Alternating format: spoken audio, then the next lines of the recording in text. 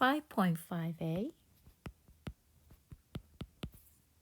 we are dealing with multiple angles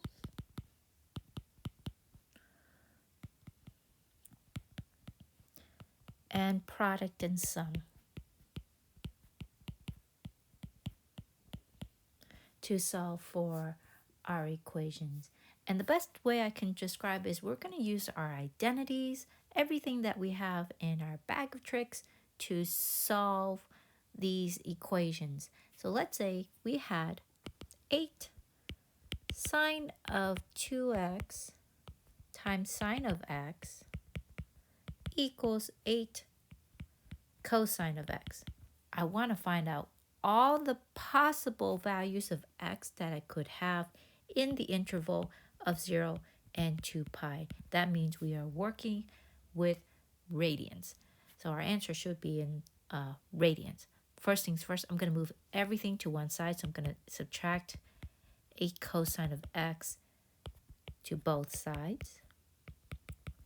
So this should give me 8 sine of 2x sine of x minus 8 cosine of x equals 0. All right, let's use our theorem of sine of theta, or 2 theta equals 2 sine of theta. Just because I want to simplify this, equals 2 sine of theta times cosine of theta. So that makes this 8 times 2, because I'm going to put this whole thing there. So times 2 sine of theta cosine of theta, or well, no, not theta. No longer working with thetas. It's x's. Sine of x, cosine of x, times sine of x minus 8 cosine of x should equal 0. Multiply everything out.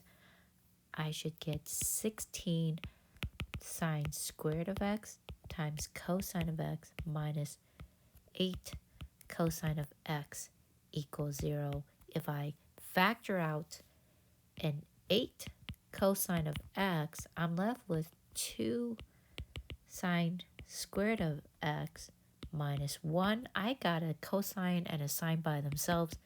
I can set them up individually, equals 0, and solve. So 8 cosine of x equals 0. That means my cosine of x equals 0. So I just need to find there. And my 2 sine squared of x minus 1 equals 0. That makes, add 1 to 1 both sides. So I have 2 sine squared of x equals 1 divided by 2. Sine squared of x equals 1/2. Square root both sides. So then sine of x should equal, well, the square root of 1 is just 1. And then left with root 2 in the denominator. What does this mean for our answer? So let's think of any time that we could have a cosine of x equals 0. Well, that is when the x value equals 0. So that is pi over 2 when it's 90 degrees, or 3 pi over 2. So that is 2 answers right there. And then the other times when sine of x equals 1 over root 2, we have a 45 degree, but it's positive whenever. So one of them is definitely 45 degrees, but another one whenever it is positive. And also, since we square root it, we can have a positive or a minus, a plus or a minus 1 over root 2. So we have all of the pi over 4 is a possibility. So pi over 4, 3 pi over 4, 5 pi over 4, and 7 pi over 4 are all possible answers. So these and these are all answers of that equation. Let's say, try a different thing. Let's say we are given our theta, our angle, but then they want from there find the double angle. So let's say our angle sine of u equals -3/5 within the realm of 3 pi over 2 u and 2 pi. That means we are working in the fourth quadrant here. Our answer lies in the fourth quadrant. So this is actually saying it's this angle right here. And we want to find sine of 2u, like so. Well, first things first, let's draw our triangle. It's easier to figure out our triangle right there. If our theta is right there, our triangle is what, -3, then this is 5. Oh, we're dealing with a 3, 4, 5. So this is a 4. If our sine of 2u, we just use our double angle formula, which is, once again, remember, sine of 2 theta equals 2 sine of theta times cosine of theta. So we already have theta. So this is equivalent to 2 times sine of theta, which is -3/5 times cosine of theta, which is 4/5.